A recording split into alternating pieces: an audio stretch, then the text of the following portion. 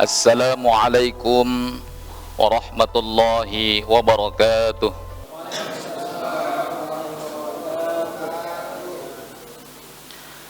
Alhamdulillahilladzi anzalal Qur'an hudan linnas wa ja'alahu nuran wa rahmatan lil mu'minin.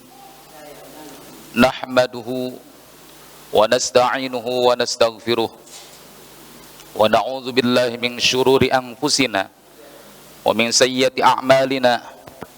May yahdihillahu fala mudhillalah wa may yudlil fala hadiyalah. Asyhadu an la ilaha illallah wahdahu la syarikalah wa asyhadu anna Muhammadan abduhu wa rasuluh la nabiyya ba'dah. Amma ba'd. Faqad qala Allah ta'ala fi kitabihil aziz. A'udzu billahi minasy syaithanir rajim. Bismillahirrahmanirrahim. Ya ayyuhalladzina amanu kutiba alaikumus siyamu kama kutiba alal ladzina min qablikum la'allakum tattaqun. Al-ayah. Wallahu a'lamu bimuradih. Wa qala an-nabiy sallallahu alaihi wasallam, Iqra'ul Qur'an fa innahu ya'ti yaumal qiyamati syafi'an li ashabihi. Nas'alullaha yaj'alana min ahlil Qur'an. Amin. Wa ayyunira qulubana binuril Qur'an wa ayyashfa'a fina yaumal qiyamati. Amin amin ya rabbal alamin. Yang saya hormati Ketua DKM Bapak Haji Abdul Hadi ya sekarang ya, bukan Pak Heru lagi ya, udah pensiun. Kita doakan mudah-mudahan Pak Ustadz Haji Abdul Hadi diberikan keberkahan oleh Allah Subhanahu wa Ta'ala, panjang umur, sehat walafiat, diberikan rezeki yang barokah, yang berlimpah, dan istrinya nambah lagi. Amin. Setuju nggak istrinya nih?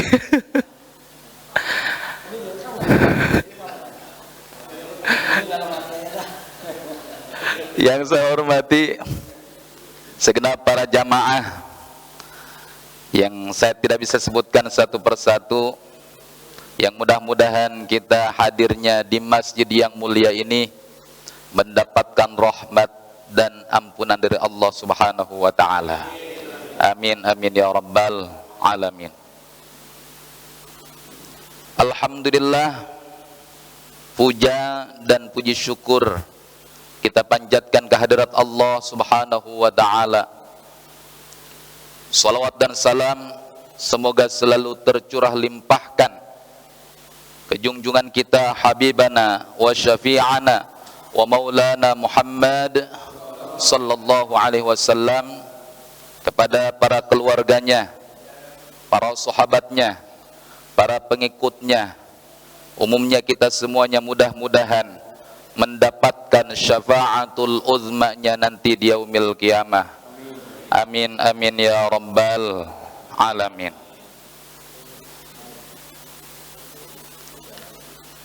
Alhamdulillah, pada pagi subuh ini saya bisa berjumpa lagi dengan bapak-bapak dalam rangka kajian subuh tiap Ramadan. Setahun sekali ketemunya Pak ya. Alhamdulillah, di Ramadan kali ini kita bisa melaksanakan ibadah puasa, bisa melaksanakan rutinitas kita seperti biasa di bulan puasa, yakni membaca Al-Quran, sholat tarawih, zikir yang rajin mah ya, tapi mudah-mudahan yang gak rajin juga mudah-mudahan diberikan taufik dan hidayah oleh Allah Subhanahu wa Ta'ala supaya rajin. Mudah-mudahan di 10 terakhir ini kita semuanya makin ditingkatkan lagi ibadah kita kepada Allah Subhanahu wa Ta'ala, dan segala amal-amal kita yang telah kita lakukan diterima oleh Allah Subhanahu wa taala. Amin amin ya rabbal alamin. Para jamaah sekalian, puasa dalam bahasa Arab itu ada dua ya. Ada saum, ada siam. Saum, siam.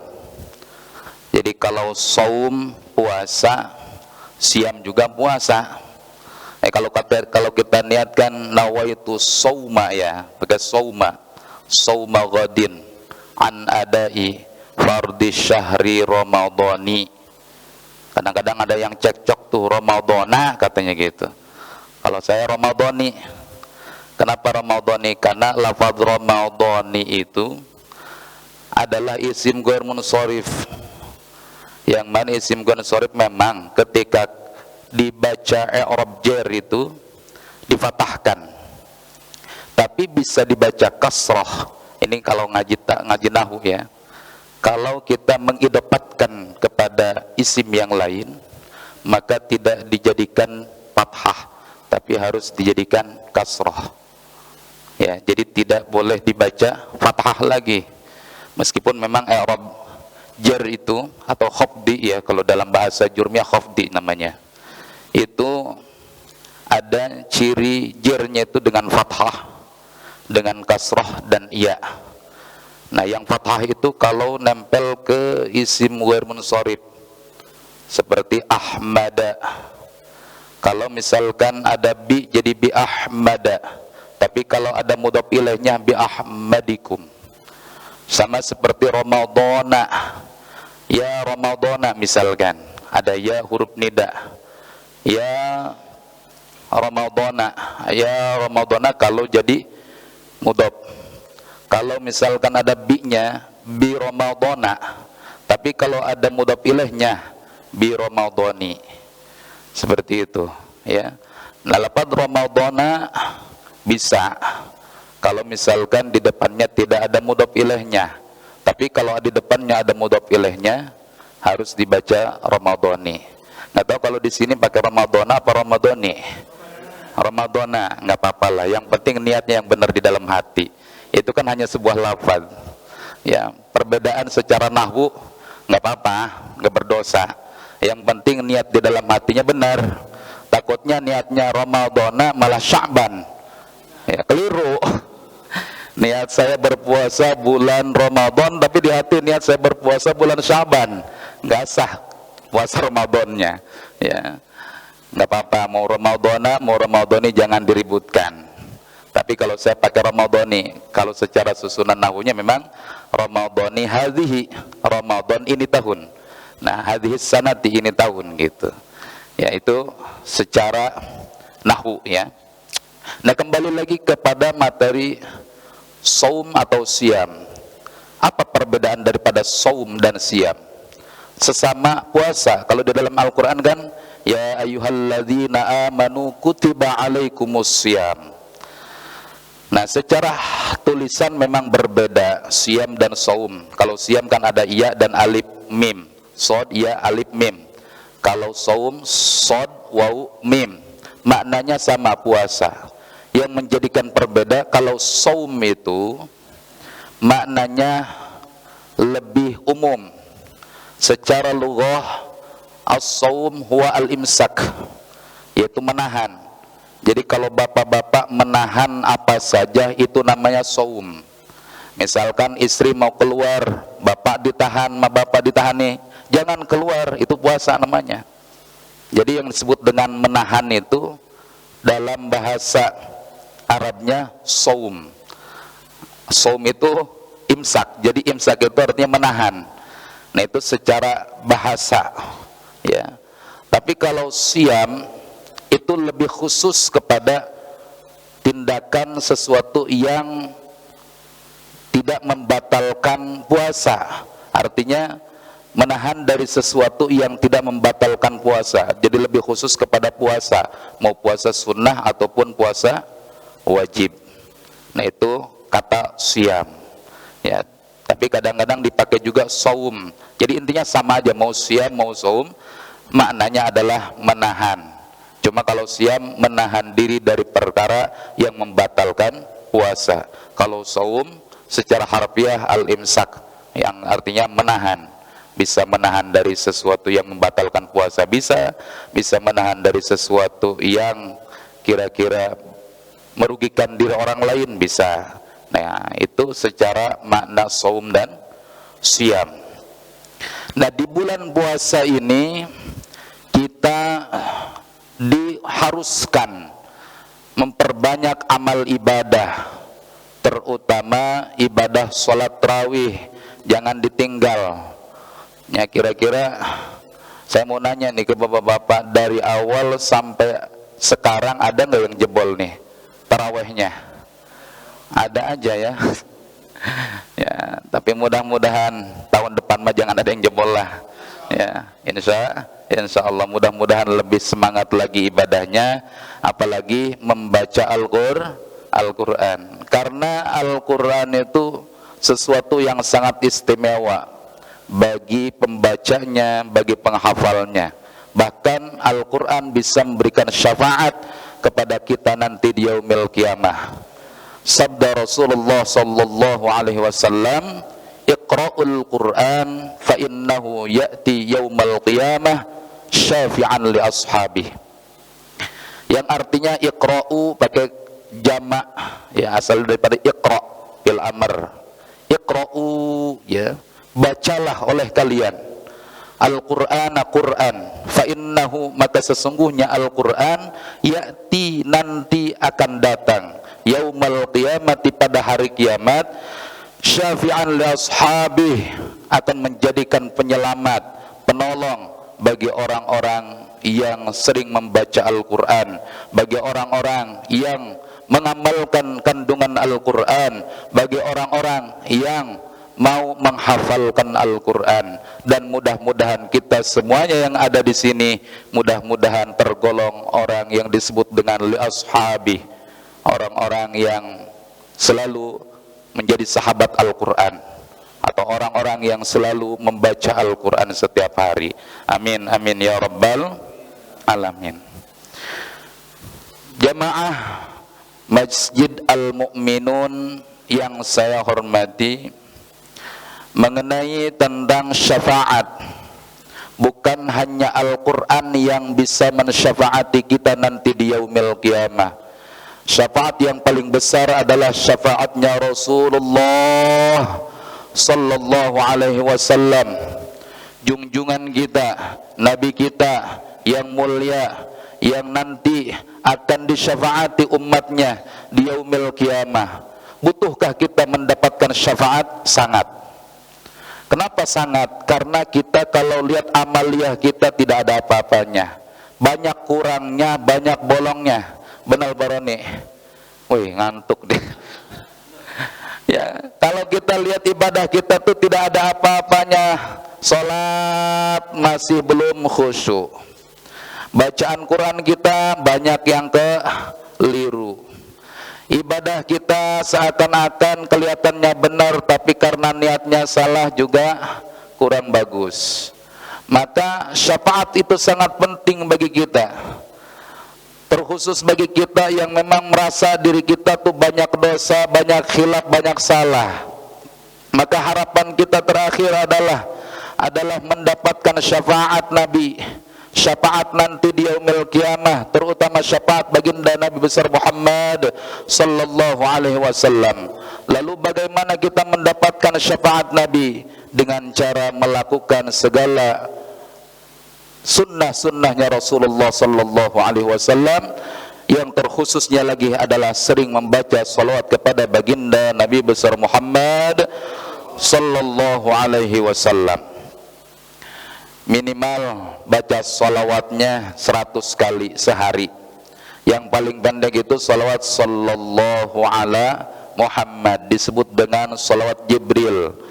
Ya, kalau kita mengamalkan salawat itu, insya Allah ya nanti kita akan berjumpa dengan Rasulullah dan mendapatkan syafaatnya nanti di yaumil qiyamah. Amin, amin ya rabbal alamin. Jadi bukan hanya Al-Quran yang nanti akan memberikan syafaat kepada orang-orang yang menjadikan sahabatnya, yang selalu bersanding dengannya, yang selalu mengamalkan kandungannya, bahkan orang-orang nanti di yaumil qiyamah yang cinta kepada Rasulullah, yang selalu membaca salawat kepada Rasulullah, mengamalkan sunnah-sunnahnya Rasulullah, nanti akan diberikan syafaat oleh Rasulullah sallallahu alaihi wasallam. Meskipun banyak dosa yang kita lakukan, kalau kita ada rasa cinta kepada baginda Nabi besar Muhammad sallallahu alaihi wasallam, pasti kita akan mendapatkan syafaatnya nanti di yaumil qiyamah. Amin amin ya rabbal alamin. Lalu siapa lagi yang akan memberikan syafaat kepada kita selain baginda Rasulullah sallallahu alaihi wasallam? Orang-orang soleh, guru-guru kita, yang mudah-mudahan mereka semuanya jadi ahli surga, yang mereka akan memberikan syafaat kepada murid-muridnya yang dicintai oleh mereka. Maka jangan tinggalkan guru-guru kita, jangan kita membenci guru-guru kita, siapapun itu, ulama-ulama kita jangan dibenci, karena mereka pasti akan memberikan syafaat kepada murid-muridnya, akan memberikan pertolongan nanti di yaumil qiyamah kepada anak-anak buahnya atau santri-santrinya atau jamaahnya nanti di yaumil qiyamah. Jadi bukan hanya Rasulullah, bukan hanya Al-Quran, bahkan orang-orang soleh pun akan memberikan syafaat kepada orang-orang yang dia cintai. Yang mudah-mudahan kita semuanya mendapatkan syafaatnya nanti di yaumil qiyamah. Amin amin ya rabbal alamin. Bahkan ada satu lagi yang bisa memberikan syafaat kepada kita adalah puasa. Puasa. Puasa itu akan memberikan syafaat kepada orang yang mau berpuasa. Yang nggak puasa mah tuh nggak disyafaati. Jadi orang yang diberikan syafaat itu diantaranya adalah orang yang mau melaksanakan puasa. Sebagaimana dalam sabda Rasulullah sallallahu alaihi wasallam, as-siyamu wal qur'anu yashfa'ani lil 'abdi yaumal qiyamah. Yaqulu as-siyamu ay rabbi mana'tuhu at-ta'ama wasyahawati bin nahari fasyafi'ni fihi, wa yaqulu al-qur'an mana'tuhu al-nauma bil laili fasyafi'ni fihi, qala fayushaffa'ani. Yang artinya as-siyamu wal qur'anu, puasa dan Al-Qur'an, yashfa'ani lil 'abdi yaumal qiyamah, mereka akan memberikan syafaat nanti di yaumil qiyamah. Puasa yang kita lakukan, bacaan Al-Qur'an, atau kita sering membaca Al-Qur'an, Al-Qur'an nanti akan memberikan syafaat di yaumil qiyamah bagi seorang hamba. Fayaqulu siyam, puasa berkata kepada Rabbnya, ay Rabbi mana'tuhu at-ta'ama wasyahawati, ya Allah ya Tuhanku, mana'tuhu at-ta'ama wasyahawati, aku telah mencegahnya orang yang berpuasa, bi-ta'ami, dengan makanan, dia tidak makan, wasyahawati, dia juga tidak mengumbar hawa nafsunya, syahwatnya, bin nahari, di waktu siang, maka fasyafa'ani, maka berikanlah aku syafaat kepadanya, ya, fasyafa'ani fihi, maka syafaatilah kepadaku fihi, kepadanya. Artinya puasa itu akan meminta kepada Allah Subhanahu wa taala untuk memberikan pertolongan orang yang mau berpuasa, baik puasa sunnah maupun puasa wajib. Kalau puasa wajib memang sudah ketentuan yang harus kita lakukan, puasa sunnah apalagi, maka puasa nanti di yaumil qiyamah akan berkata kepada Rabbnya, akan berkata kepada Allah Subhanahu wa ta'ala, wasyafi'ni fihi, maka berikanlah aku syafaat untuk dia yang melakukan puasa, baik puasa Ramadan maupun puasa sunnah.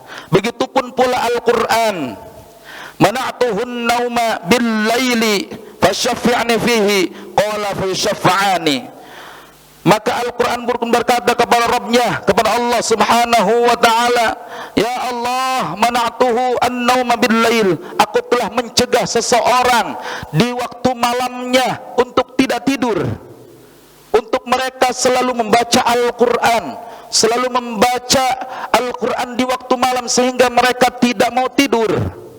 maka fasyaffa'ni fihi, maka berikanlah aku untuk memberikan syafaat kepadanya. Fayusyaffa'ani, maka diberikanlah kepada puasa dan Al-Quran untuk memberikan syafaat atau pertolongan kepada orang-orang yang mau melaksanakannya. Yang mudah-mudahan kita di bulan puasa ini ya sudah puasa, apalagi kalau kita merutinkan Al-Quran di bulan puasa, dapat dua berarti syafaatnya.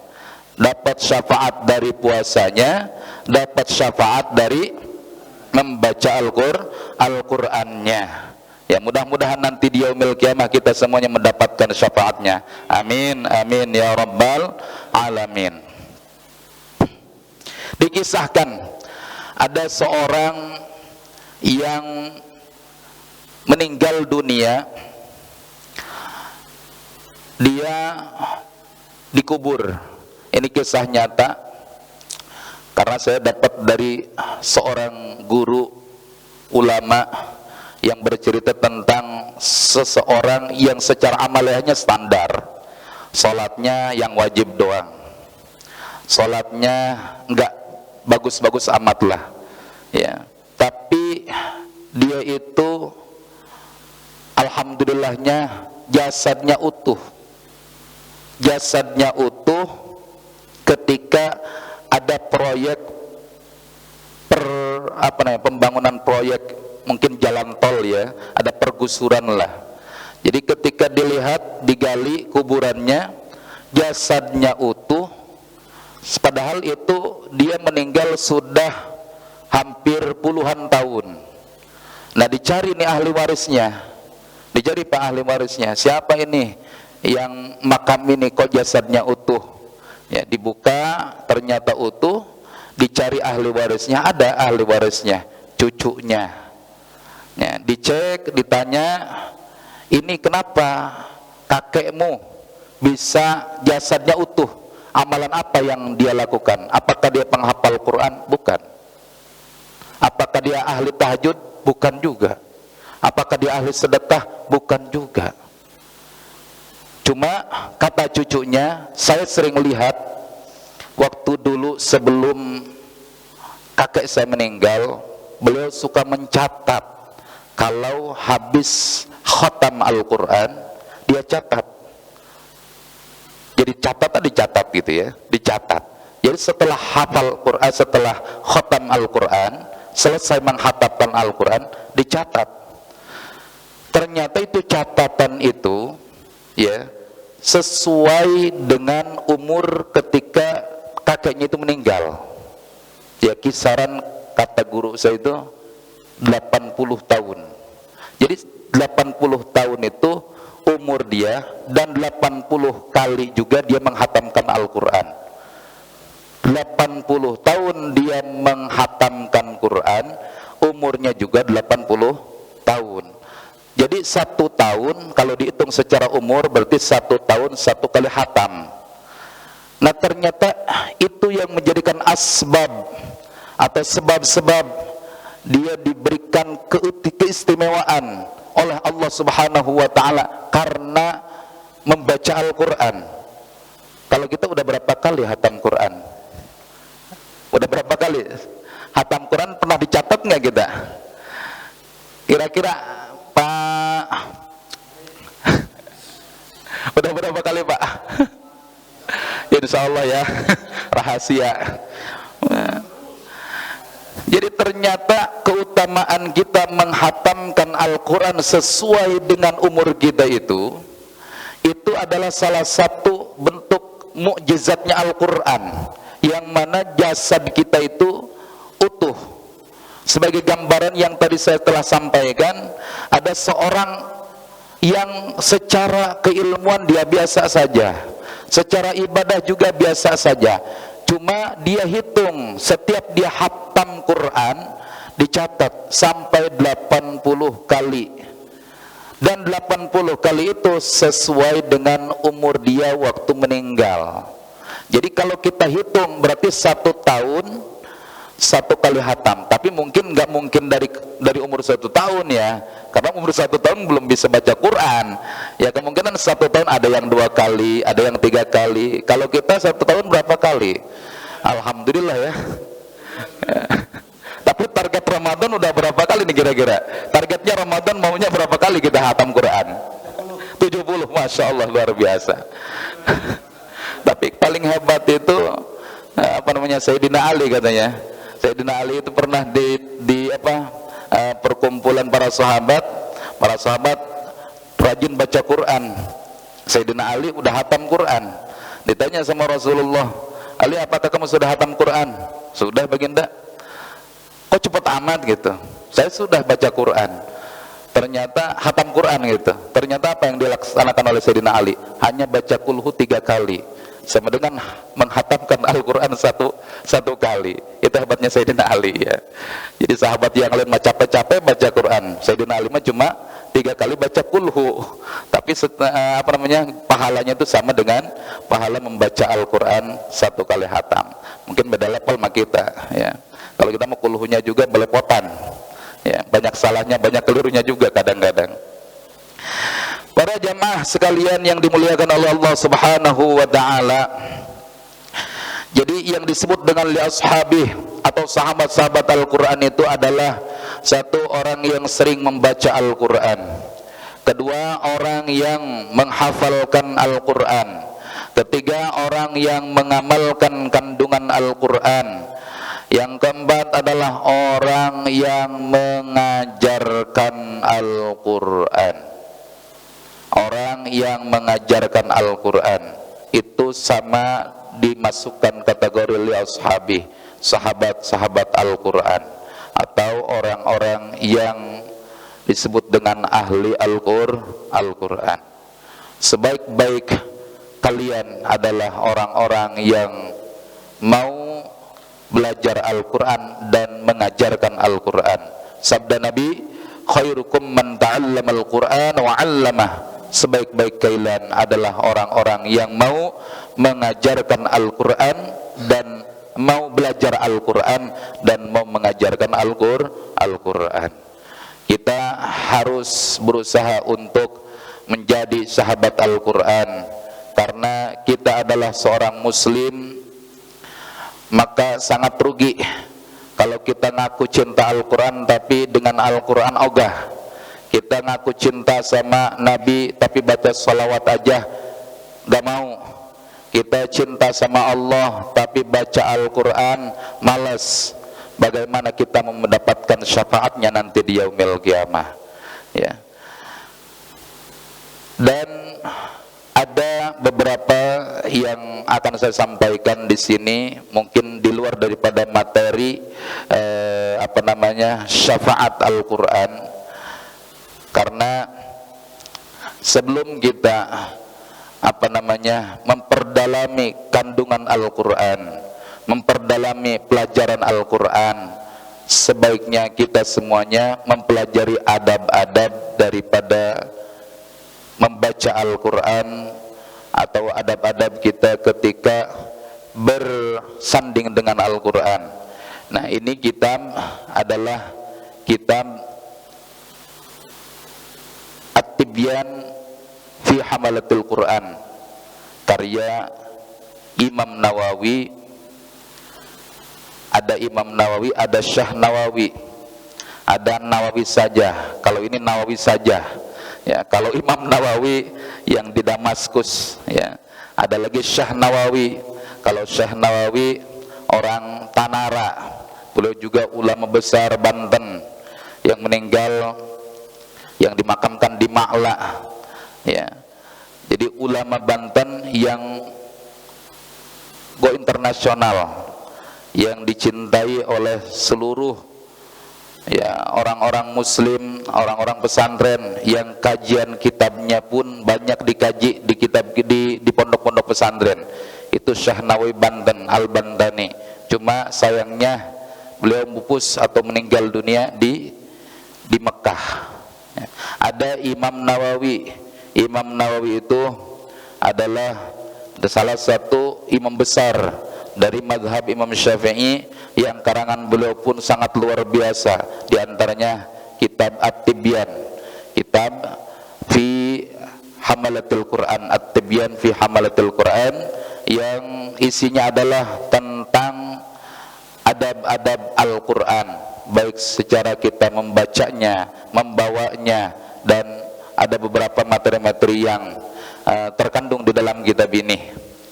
Namun kitab yang akan saya sampaikan hanya mengupas tentang adab-adab membaca Al-Quran. Para jemaah sekalian, adab membaca Al-Quran diantaranya adalah ayyan zifafaha bisiwaki ghairihi. Apabila kita mau membaca Al-Quran, hendaknya kita membersihkan dulu mulut kita bisiwaki, dengan siwak, dengan jikat gigi lah, wa ghairihi, atau selainnya. Wal ikhtiyaru fis siwaki ay yakuna bi'audin min arakin, dan yang terbaik itu, pilihan terbaik di dalam bersiwak adalah ay yakuna bi'audin min arakin, yaitu dengan kayu dari kayu arak namanya. Jadi kalau kita mau nyikat gigi, ya, kalau kita mau bersiwak itu, alangkah baiknya kita menggunakan yang namanya kayu siwak atau kayu arak. Ya, itu merupakan sunnahnya Rasulullah Sallallahu Alaihi Wasallam. Sunnahnya bukan hanya ketika kita membaca Al-Quran, ketika kita mau sholat pun disunnahkan untuk bersiwak. Ketika kita mau tidur disunnahkan juga untuk bersiwak. Tapi yang lebih bagus lagi adalah ketika kita mau sholat, disunnahkan, sangat disunnahkan untuk kita bersiwak atau nyikat gigi. Ya. Wa yajuzu bisairil aidan, dan boleh juga dengan kayu-kayu yang lain, bisa, nggak perlu kayu arak saja, bisa juga dengan kayu-kayu yang lain, atau dengan sesuatu yang bisa membersihkan, seperti kakhirqatin, seperti kain yang bentuknya kasar, ya, kain kasar, yang kain kalau kasar bisa untuk jadi alternatif kita ketika kita tidak membawa siwak. Ya, ketika kita mau sholat supaya dapat pahala, bisa dengan cara menggunakan dengan kain. Ya, tapi kainnya itu yang kasar, atau yang bisa membantu menghilangkan kotoran di gigi kita, bisa dengan cara seperti itu. Jadi sunnahnya kita ketika mau membaca Al-Quran, dianjurkan adab-adaban kita adalah dengan cara bersiwak. Jadi sebelum membaca Al-Quran, kita usahakan untuk bersiwak dulu. Kalau nggak punya kayunya, minimal dengan kain yang bisa menghilangkan bau mulutnya. Ya, minimal kita mendapatkan pahala daripada bersiwak. Itu sunnah. Bahkan salah satu adab ketika kita membaca Al-Quran, disunahkan untuk bersiwak dulu. Yang selanjutnya, yustahabbu ayyaqra al-Quran wa huwa ala taharatin. Disunahkan juga ketika kita membaca Al-Quran, mau membaca Al-Quran itu ayyaqra al-Qur'ana wa ala taharatin, membaca Al-Qurannya wa ala taharatin, dalam keadaan suci. Kalau memegang Al-Quran hukumnya wajib. Kalau kita tidak punya wudu, maka hukumnya tidak boleh. Tapi kalau untuk membacanya saja, misalkan kita nggak pegang nih, boleh kita membaca Al-Quran tanpa punya wudu. Tapi alangkah baiknya, sunnahnya itu harus punya wudu. Jadi sunnah bagi kita, adab bagi kita ketika membaca Al-Quran, mau posisi kita tidur, mau posisi kita duduk ataupun berdiri, kita tidak punya wudu, ya kurang bagus. Ya, yang bagusnya itu adalah kitanya harus dalam keadaan suci, baik suci kecil maupun suci hadas besar. Kalau hadas besar ya tidak boleh, tapi kalau hadas kecil masih bisa untuk membaca, cuma tidak boleh untuk bisa memegang. Ya, jadi tidak boleh bagi orang yang berhadas kecil memegang Al-Quran, yang berhadas besar tidak boleh memegang maupun membacanya. Jadi salah satu adab kita kepada Al-Quran adalah dalam keadaan suci, ya, tidak dalam keadaan berhadas. Lalu selanjutnya, bagaimana kalau misalkan kita tidak punya wudu, lalu kita tidak menemukan air untuk berwudu, atau kita punya junub, lalu untuk membaca Al-Qur'annya itu kita kan seharusnya kalau punya junub itu tidak boleh membaca Al-Qur'an, apalagi memegang Al-Qur'an. Maka alternatifnya adalah dengan tayamum. Idza lam yajril junub wal haidu awil haidu ma'an tayammama. Apabila seorang yang junub tidak menemukan, atau seorang yang haid tidak menemukan ma'an kepada air, tayammama, maka bertayamum. Maka seharusnya bagi kita kalau mau membaca Al-Qur'an atau kita mau memegang Al-Qur'an, kondisi kita dalam keadaan junub sedangkan tidak ada air, maka usahakan untuk bertayamum. Lalu bagaimana kalau misalkan kita setelah melaksanakan sholat, boleh tidak kita membaca Al-Qur'an? Kan kalau sholat, satu sholat fardu, satu tayamum. Tidak boleh sholat itu kalau kita bertayamum dengan beberapa kali sholat, tidak boleh. Jadi kalau sholat itu hanya diperuntukkan untuk satu sholat fardu, tidak boleh untuk beberapa sholat fardu, tidak bisa. Jadi tayamum itu masuk waktu sholat, tayamum, lalu melaksanakan sholat, sudah tidak bisa dipakai lagi untuk sholat yang lainnya. Lalu kalau membaca Al-Quran bagaimana? Kalau membaca Al-Quran, wa yubahu lahul qira'ah, ya, dibolehkan untuk membaca Al-Quran meskipun dalam satu tayamum tadi, ya. Tapi kalau misalkan berhadas bagaimana?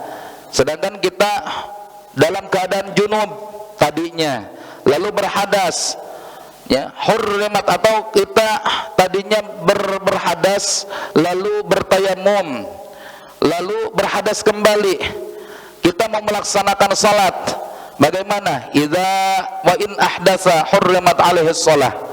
Maka jikalau kita berhadas, hurrimat alaihi shalah, maka diharamkan bagi kita as-salatu, melaksanakan salat. Jadi intinya salat itu kalau pakai tayamum hanya dilaksanakan untuk satu salat fardu, tidak bisa dilaksanakan untuk beberapa salat. Ya, berbeda dengan wudu. Kalau wudu kita dari subuh sampai ke subuh lagi bisa, yang penting tidak batal wudu kita. Ya, yang penting tidak membatalkan daripada wudu kita. Jadi meskipun kita sholat subuh, terus zuhur, asar, maghrib, isya, selagi tidak batal wudu kita, nggak apa-apa. Tapi kalau tayamum, satu sholat fardu, satu tayamum. Kalau kita mau sholat subuh, maka tayamum. Kita mau sholat zuhur, tayamum lagi. Kita mau sholat asar, tayamum lagi. Kita mau sholat maghrib, tayamum lagi. Kita mau sholat isya, tayamum lagi, ya. Jadi diharamkan bagi orang yang telah bertayamum lalu berhadas untuk melaksanakan sholat lagi. Tapi walam tahrumul qira'ah, tapi tidak diharamkan untuk membaca Al-Quran meskipun sudah berhadas lagi. Ya, yang penting hadasnya hadas kecil, karena Al-Quran mah dibaca meskipun dalam keadaan berhadas itu tidak apa-apa. Yang penting hadasnya bukan hadas besar. Ya, yang tidak diperbolehkannya itu adalah memegang Al-Quran. Lalu bagaimana di dalam masjid? Wal julus fil masjid, tidak mengapa kita melaksanakan membaca Al-Qur'annya di dalam masjid meskipun dalam kondisi berhadas, ya. Wa ghairihima, dan selainnya, mimma la yahrumu 'alal muhdits, ya, dari sesuatu yang tidak diharamkan bagi orang yang berhadas kecil, ya. Jadi kalau berhadas kecil mah nggak apa-apa kita mau masuk masjid, nggak apa-apa kita mau membaca Al-Quran, yang penting jangan pegang Al-Quran. La yamassuhu illal mutahharun, tidak diperbolehkan bagi orang yang berhadas yaitu membaca Al-Quran, memegang Al-Quran kecuali dalam keadaan suci. La yamassuhu illal mutahharun, tidak diperbolehkan memegang Al-Quran kecuali bagi orang-orang yang bersuci.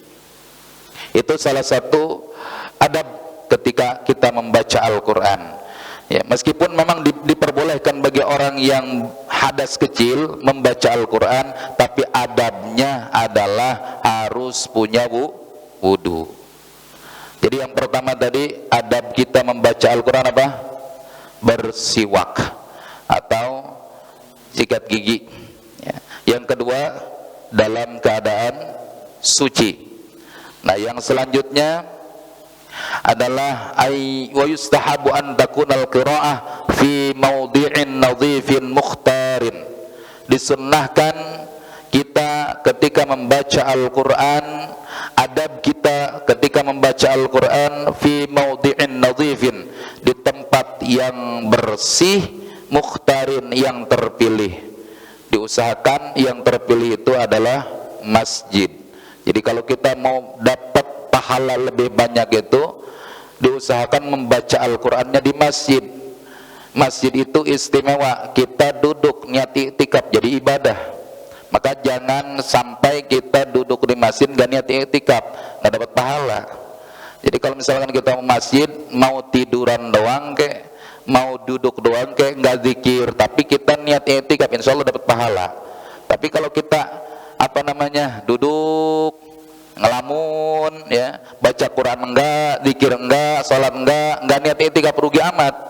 Ya, usahakan kalau kita datang ke masjid, hadir di masjid, jangan lupa untuk niat i'tikaf, karena dengan niatnya itulah mendapatkan pahala dari Allah Subhanahu wa ta'ala. Segala sesuatu itu perlu niat, terutama di dalam salat. Ya, kalau kita salat nggak pakai niat nggak sah. Maka Imam Syafi'i mewajibkan, kalau madhab Syafi'i mewajibkan untuk membaca berniat di dalam hati ketika kita melaksanakan salat. Bukan hanya salat, amal-amal ibadah apapun kalau tanpa niat tidak diterima, ya, tidak sah ibadahnya. Maka kita kalau hadir ke masjid, duduk di masjid, ya, atau kita tiduran di masjid nggak apa-apa, ya, meskipun kita tidak zikir, tidak membaca Al-Quran, minimal kita pengen dapat pahala, niatkan i'tikaf di masjid. Ya. Jadi adab kita ketika membaca Al-Quran yang ketiga adalah apa?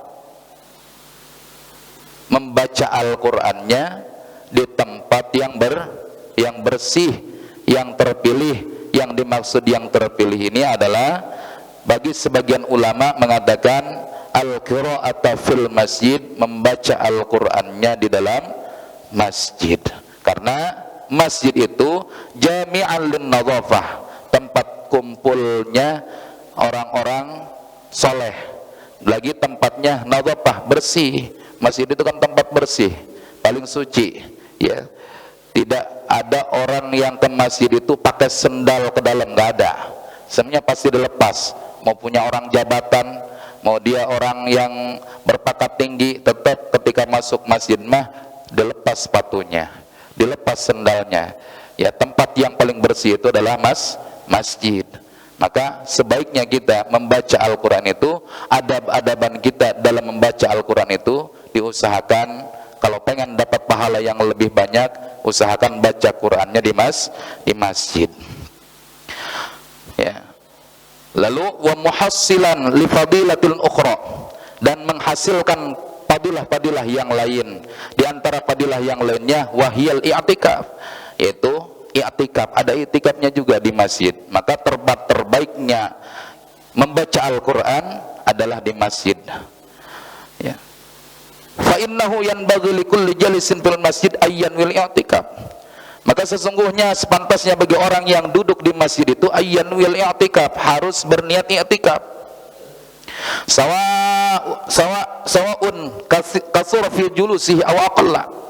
Itu mah mau lama duduknya, aw qalla atau sedikit duduknya. Ya, disunnahkan kalau misalkan kita masuk ke masjid, mau lama ataupun sebentar kita duduknya di masjid, diusahakan untuk niat i'tikaf di masjid, supaya kita dapat apa? Dapat keutamaan, dapat fadilah, dapat pahala, meskipun hanya sebentar duduk di masjidnya. Bal yanbaghi awwala dukhulihil masjid ayyan wil i'tikaf. Ya, bahkan seyogianya, sepantasnya awal dukhulil masjid ayyan wal i'tikaf. Ya, di awal kita masuk masjid itu usahakan jangan lupa ayyan wal i'tikaf, untuk berniat i'tikaf. Wa hadzal adab. Nah, inilah salah satu adab kita kepada masjid. Ya, di dalam di dalam kita menjalankan rutinitas kita di masjid, yang paling utama itu sebelum kita melaksanakan 2 rakaat yaitu tahiyatul masjid, diusahakan niat dulu ya i'tikaf di masjid. Meskipun dalam keadaan berdiri, nggak perlu duduk doang. Ya, kita berdiri juga niat i'tikaf sambil berdiri nggak apa-apa. Ya, sambil berdiri kita niat i'tikaf nggak apa-apa. Ya, disunnahkan, dianjurkan. Bahkan itu salah satu bentuk daripada adab kita kepada masjid. Apalagi kita membaca Al-Quran, ya harus ada adab-adabannya, karena Al-Quran adalah kalamullah yang suci, tidak boleh dibaca sembarangan. Apalagi Quran itu ditaruh di bawah. Kebanyakan orang-orang itu kadang-kadang Al-Quran itu taruh di bawah di sini. Nah, itu kurang sopan. Ya, meskipun memang tujuannya adalah untuk dibaca, tapi jangan sampai begitu. Ya, kalau kita pengen pahala, pengen keutamaan, pengen keistimewaan daripada Al-Quran, maka muliakanlah Al-Quran dengan adab-adab kita kepada Al-Quranul Karim. Jadi yang pertama tadi, adab kita ketika membaca Al-Quran adalah 1, bersiwak. Yang kedua, dalam keadaan suci. Lalu yang ketiga apa? Di tempat yang bersih. Diutamakan tempat yang bersih itu adalah di masjid. Ya. Yang terakhir, ya masih banyak sebenarnya. Yang terakhir, disunnahkan yustahabbu lil qari fi ghairi shalah ay yastaqbilal qiblah. Disunnahkan bagi seorang pembaca Al-Quran, ketika membaca Al-Quran walaupun dia bukan dalam keadaan salat, disunnahkan ay yastaqbilal qiblah, menghadap kiblat ketika membaca Al-Quran. Jadi kalau misalkan kita mau di rumah, mau dimanapun itu kita tempatnya, bukan di masjid tapi di tempat yang suci, disunnahkan ketika kita mau membaca Al-Quran, disunnahkan bagi kita untuk menghadap kiblat. Bahkan salah satu adab kita membaca Al-Quran, diusahakan untuk menghadap kiblat. Itu merupakan adab-adab kita kepada Al-Quran, supaya kita mendapatkan keutamaan, mendapatkan barokah daripada Al-Quranul Karim. Khairul majalis mastaqbala bihil qiblah. Sebaik-baik tempat duduk adalah yang mana kita duduk menghadap kiblat. Jadi usahakan kalau kita mau baca Quran jangan sampai kita lupa arah kiblat. Ya, karena itu salah satu bentuk adab kita kepada Al-Quran. Jadi jangan sampai kita lupa dengan adab-adab ketika membaca Al-Quran. Wa illusu mutakhassi'an bisakinatin wa wiqarin. Dan duduknya kita itu mutakhassi'an, harus dalam keadaan khusyuk, bisakinatin, anteng, ya. Nggak boleh baca Quran tuh sambil lihat kanan kiri. Apalagi kalau misalkan ada perempuan lewat, baca Quran sambil godain orang, jangan, ya. Itu kurang adab namanya. Bisakinatin, harus dengan tenang, ya, harus dengan bentuk ta'ziman kepada Al-Quran, ya. Nggak boleh nggak boleh sembarangan. Kita harus punya adab kepada Al-Quran. Bahkan sampai ada keterangan begini, kalau kita lagi membaca Al-Quran tanpa megang Al-Quran, ya, kita pengen kentut misalkan di tengah-tengah bacaan Quran, ya, kita pengen kentut, usahakan jeda dulu Qurannya, lalu kentut dulu, nggak apa-apa, tapi habiskan dulu kentutnya. Jangan sampai kita baca Quran sambil dut gitu, nggak boleh. Ya, itu namanya kurang adab namanya. Ya, kurang bagus, kurang etis. Jadi lepasin dulu anginnya, angin kentutnya. Setelah selesai sempurna keluarnya, nah baru kita lanjutin lagi baca Al-Quran. Itu merupakan adab-adab kita kepada Al-Quran. Mungkin itu yang dapat saya sampaikan. Mohon maaf ala kadar dari saya, mohon kiranya dimaafkan dalam segala hal, baik penyampaian maupun materinya. Mudah-mudahan ada manfaatnya, khususnya untuk pribadi saya, umumnya untuk jamaah sekalian. Hadanallahu wa iyyakum ajma'in wal afu minkum. Wassalamu alaikum warahmatullahi wabarakatuh. Waalaikumsalam warahmatullahi wabarakatuh. Assalamualaikum warahmatullahi wabarakatuh. Waalaikumsalam warahmatullahi wabarakatuh. Terima kasih Ustadz, waktunya sudah diberikan. Saya Katno, tinggal di Blok A sini. Umur? Ya.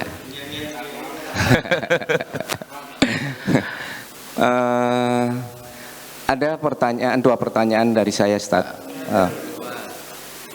Dua. Ya. Yang pertama tadi adalah syarat membaca Al-Quran, adab membaca Al-Quran adalah bersiwak, ya, bersiwak. Kalau di zaman yang sekarang ini,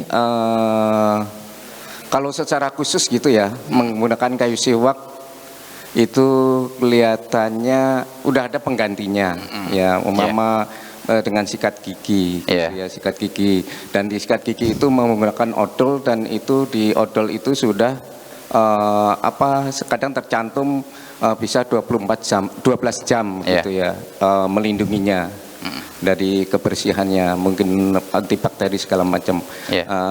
Pertanyaannya saya, apakah itu bisa menggantikan yang tadi siwak, ya, yang menggantikan sunnah Rasul? Dalam artian adalah siwak itu apalah artinya sikat gigi, apa itu bisa menggantikan itu, atau harus dengan kayu siwak? Yang pertama. Yang kedua, yang tadi Ustadz barusan sebagai penutup sampaikan bahwa di saat kita membaca Al-Quran, di saat kentut tidak boleh membaca Al-Quran dulu, atau kita selesaikan dulu, terus baru kita melanjutkan. Pertanyaannya adalah, dalam membaca Al-Quran kan ada syaratnya bersih atas kecil maupun besar. Apa itu bisa tadi Ustadz itu maksudnya diteruskan atau harus berwudu dulu gitu Ustadz? Ya. Mungkin itu dua pertanyaan saya. Terima kasih Ustadz. Assalamualaikum warahmatullahi wabarakatuh. Waalaikumsalam warahmatullahi wabarakatuh. Jadi siwak itu memang kalau zaman Nabi kan pakai kayu arok namanya ya, itu kan lebih utamanya pakai itu. Kalau misalkan ada, seharusnya pakai itu. Tapi karena perkembangan zaman udah ada sikat gigi, tapi tetap secara pahalanya dapat. Mau pakai sikat gigi dapat pahala, mau pakai kayu yang lebih utama itu pakai kayu arok. Ya, karena sunnah Rasulullah Sallallahu Alaihi Wasallam. Tapi bisa digantikan dengan alternatif yang lain yang tadi saya sebutkan, diantaranya misalkan kayak kainnya yang kasar digunakan untuk apa? Untuk bersiwak. Tandanya kita untuk mendapatkan sunnahnya Rasul aja. Mungkin secara bersih, secara menyeluruh enggak, tapi kita udah dapat pahala daripada bersiwaknya. Intinya kan itu, pahala mengikuti jejak Rasulullah Sallallahu Alaihi Wasallam. Jadi secara ininya sudah termasuk, sikat gigi itu sudah termasuk sunnah daripada Rasulullah, meskipun pakai alat yang lain ya, pakai sikat gigi itu sudah mendapatkan pahala. Yang lebih bagusnya itu lagi pakai kayu arok yang tadi disebutkan. Pertanyaan yang kedua tadi itu adalah bagaimana kalau misalkan kita lagi baca Quran lalu kita pengen kentut. Nah, usahakan berhenti dulu baca Qurannya, kentut dulu, lalu lanjutin lagi. Bagi orang yang tidak memegang Al-Quran, nggak apa-apa Pak baca Quran, meskipun dalam kondisi berhadas. Yang tidak boleh itu memegang Al-Quran. Ya, tapi hadas kecil ya, bukan hadas besar. Kalau hadas besar wajib mandi dulu. Ya, wajib mandi dulu, lalu setelah mandi baru lanjutin baca Quran. Tapi bagi orang yang hadasnya kecil kayak semacam kentut, ya, bersentuhan kulit laki-laki dan perempuan yang bukan mahram, ya, atau keluarnya sesuatu, ya tadi kayak kentut lah, kalau ini sesuatu benda yang dari jalan depan atau jalan belakang, atau yang membatalkan lagi adalah hilang akal. Diantaranya hilang akal itu tidur, itu kan membatalkan wudhu. Ya, kita baca Quran nggak apa-apa, nggak punya wudhu, cuma tadi teh adabnya kurang. Kita baca Quran nggak punya wudhu nggak apa-apa, tapi adabnya hilang. Ya, salah satu kita adab membaca Al-Quran adalah harus punya wudhu. Ya, tapi secara dosa nggak dosa, yang penting jangan pegang Quran. Kalau mau pegang Quran harus punya wudhu. Mungkin jelas Pak ya. Assalamualaikum warahmatullahi wabarakatuh. Waalaikumsalam warahmatullahi wabarakatuh. Perkenalkan, nama saya Budi, tetangganya Pak Katno. Satu RT. Beda ini ya, beda nomor. Yang pertama, pertanyaan saya sebenarnya udah ditanyakan Pak Katno juga. Udah. Tapi kalau Pak Katno kan dari segi, karena dulu backgroundnya mungkin ini ya, produk pasta gigi ya kayaknya ya Pak Katno ya. Jadi tahu nih isinya pasta gigi apa aja ya. Jadi kalau yang saya tanya ini syarat itu ya, baca Al-Quran tadi ya. Adab ya. Sekarang kalau yang dimaksud baca Al-Quran itu Al-Quran yang di buku, atau kalau di era sekarang kan banyak ya di digital ya, bisa pakai HP, bisa pakai laptop, atau bisa online. Nah itu kalau yang pegang Al-Quran kan jelas batal apa ya tadi ya, nggak boleh. Nah kalau kita baca tidak pegang Quran, tapi mungkin baca di laptop, baca di HP, itu dengan tidak wudhu atau kita tidak suci, apakah boleh? Itu yang pertama. Yang kedua, tadi yang Pak Ustadz Nawawi baca khatam Quran ya, khatam Quran bisa aja itu dengan kulhu 3 kali, baca kulhu 3 kali. Ini mungkin bisa dijelasin itu benar atau hanya perumpamaan ya Pak Ustadz? Karena saya setiap hari minimal saya baca kulhu 5 kali karena sholat waktu ya. Nah itu mungkin bisa dijelaskan gitu aja ya Pak Ustadz. Assalamualaikum warahmatullahi wabarakatuh. Waalaikumsalam warahmatullahi wabarakatuh. Jadi yang pertama mengenai aplikasi Quran di smartphone atau komputer ya. Jadi kalau Al-Quran yang ada di HP itu ya, selagi tidak dibuka aplikasinya itu tidak apa-apa Pak, nggak apa-apa. Mau kita bawa HP-nya ke kamar mandi ya kan ada itunya kan, ada aplikasi Qurannya. Mau HP kita dibawa ke kamar mandi nggak apa-apa meskipun ada Al-Qurannya. Yang repot itu kalau penghafal Quran. Penghafal Quran juga kan ada Al-Qurannya. Kalau misalkan nggak boleh dia masuk ke kamar mandi, repot. Sedangkan isinya aja otaknya Quran semua. Yang nggak boleh itu baca Quran di dalam kamar mandi. Jadi perumpamannya seperti itu. Jadi kalau kita buka aplikasinya, kita usahakan harus punya wudhu. Tapi kalau misalkan kita nggak dibuka aplikasinya, nggak apa-apa. Jadi kalau misalkan kita dibuka aplikasinya, usahakan harus punya wudhu, ya, karena ada teksnya, ya, karena ada teksnya. Kalau nggak dibuka aplikasinya, ya nggak apa-apa, karena nggak dibuka gitu kan. Tapi kalau misalkan kita buka Al-Quran yang ada di aplikasinya, maka diusahakan harus punya wudhu. Lalu yang tadi mengenai tentang kulhu yang pahalanya sama seperti orang yang menghatamkan satu Al-Quran. Jadi itu memang secara pahala ya ada perbedaan dengan orang yang benar-benar menghatamkan Al-Quran.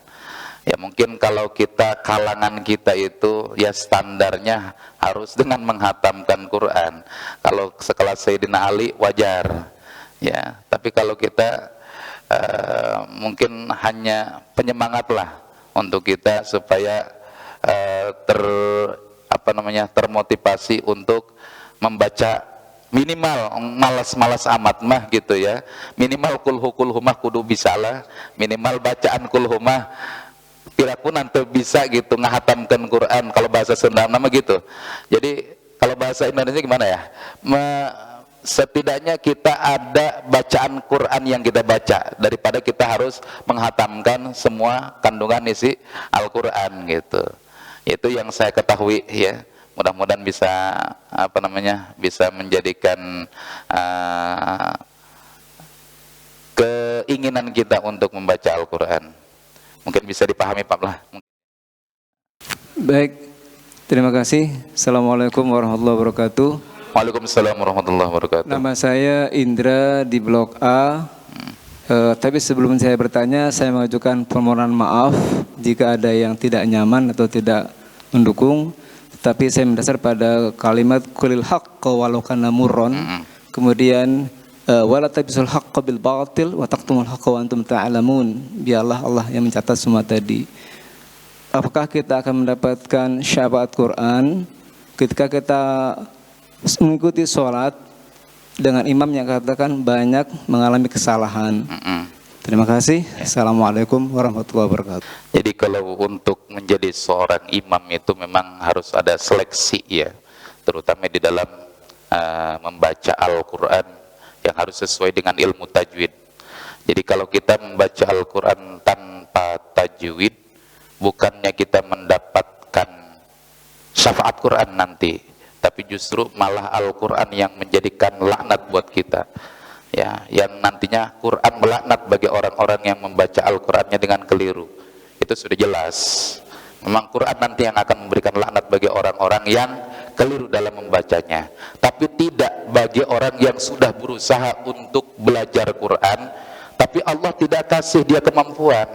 Ya Allah ampuni, toh kita sudah belajar Al-Quran semaksimal mungkin, tapi Allah tidak memberikan kemampuan kita, karena kita manusia biasa, tidak bisa memaksakan kemampuan orang lain untuk bisa.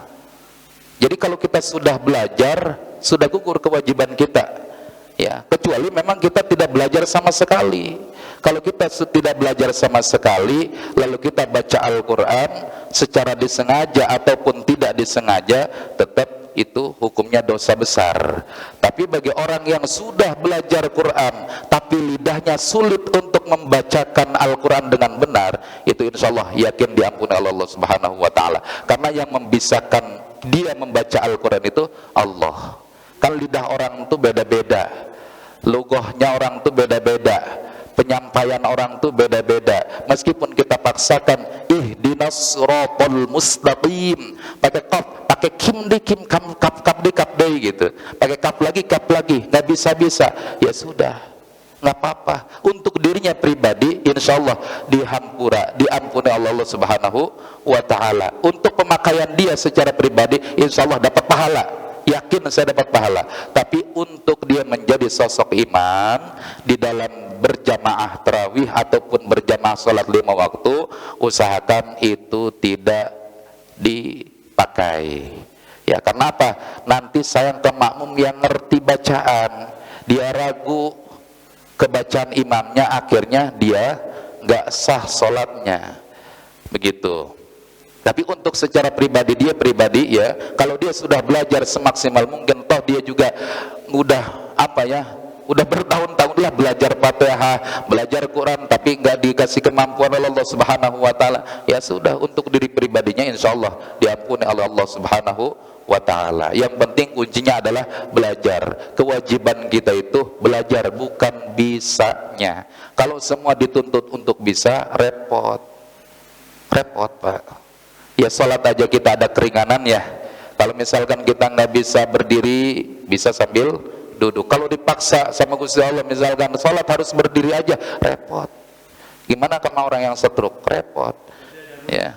Ada rukhsah bagi orang-orang yang orang-orang yang darurat atau orang-orang yang memang sudah berusaha ya. Untuk pribadinya insya Allah diampuni Allah Subhanahu wa ta'ala. Adapun peran untuk dia sebagai jadi imam, usahakan diseleksi lagi lah, dipilih yang lebih bagus bacaannya ya. Kasihan ke makmumnya yang ngerti bacaan, nantinya jadi ragu bacaannya atau sholatnya sah apa tidak. Tapi untuk pribadinya sendiri insya Allah sah. Yang penting satu, mau belajar Quran, insya Allah diterima oleh Allah Subhanahu wa ta'ala, dan Quran insya Allah akan memberikan syafaat kepada dia meskipun bacaannya ada yang keliru.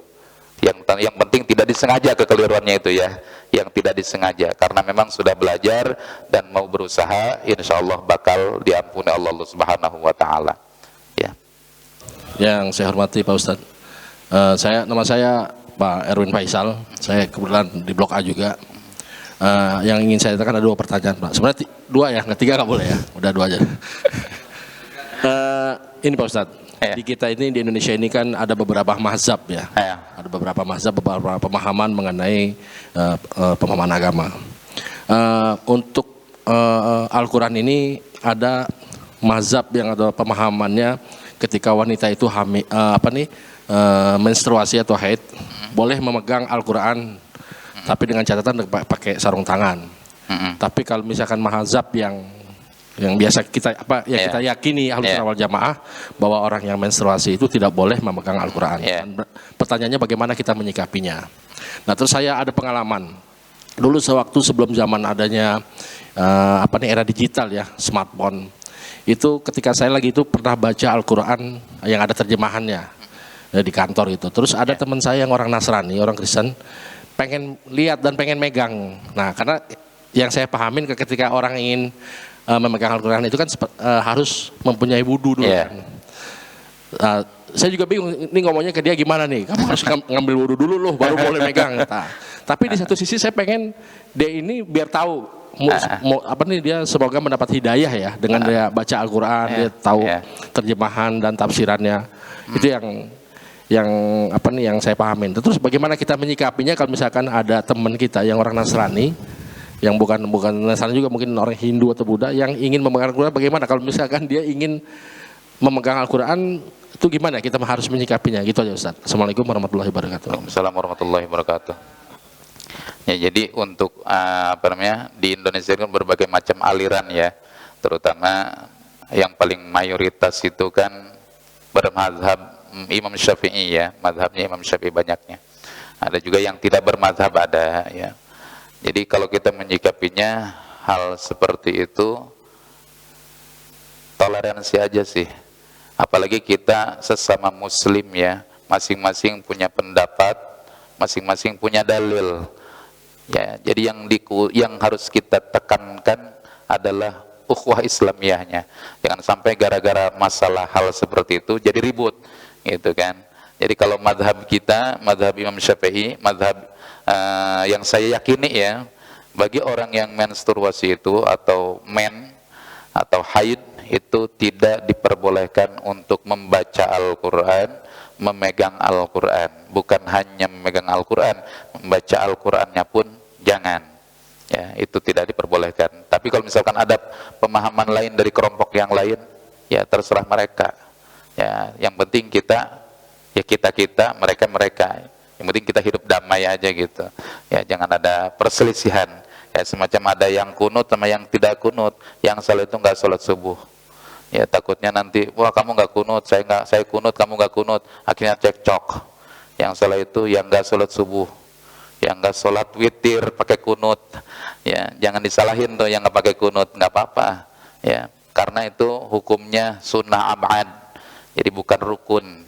Ya, jadi kalau misalkan perkara-perkara seperti itu jangan dibesar-besarkan lah. Lalu yang kedua tadi masalah orang kafir ya, non muslim. Kalau tujuan dia tidak untuk menghinakan Quran, tujuan dia untuk mempelajari kandungan isi Al-Quran, nggak apa-apa Pak, nggak apa-apa. Tapi untuk dia ya. Tapi kalau sudah orang muslim berilmu, diusahakan untuk punya wudu dulu. Tapi kalau dia ya karena tujuan dia untuk memperdalam Al-Quran, ingin tahu supaya dia dapat hidayah, nggak apa-apa. Yang penting bukan tujuan untuk menghinakan Quran. Kalau tujuan dia untuk menghinakan Quran, menjelekkan Quran, jangan dikasih. Kalau tujuan kita baik, dia juga tujuannya baik untuk memperdalam Quran, ya usahakan nggak apa-apa dikasih itu. Tapi kalau misalkan kita punya saran, dia wudu juga nggak gimana ya, nggak masuk golongan dia makan, nggak masuk golongan muslim. Jadi kasih aja lah ya, selagi itu bermanfaat untuk dia. Gitu. Ya.